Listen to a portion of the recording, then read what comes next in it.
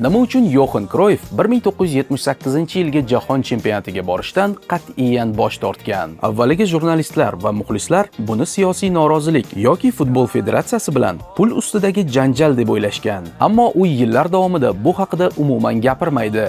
Chunki haqiqat juda dahshatli edi. Turnirdan bir necha oy oldin Kroyfning Barselonadagi uyiga yovuz niyatli, qurollangan jinoyatchilar bostirib kiradi. Ular afsonaviy futbolchi va uning oila a'zolari boshiga to'pponcha tirab, Kroyfni o'g'irlab ketishga urinishgan. Mo'jiza va tezkor harakat tufayligina ular o'limdan omon qolishadi. Ushbu voqeadan keyingi 6 oy davomida Yoxan Kroyf va uning oilasi doimiy politsiya himoyasi va tobora ortib borayotgan xavotir ostida yashashadi. Bu vaziyat uni boshqa qit'a Janubiy Amerikada bo'lib o'tadigan jahon chempionatiga borishdan bosh tortishga undaydi va u terma jamoadagi faoliyatini yakunlashga qaror qiladi. Futbolga doir eng sara videolarni o'tkazib yubormaslik uchun hoziroq obuna bo'ling.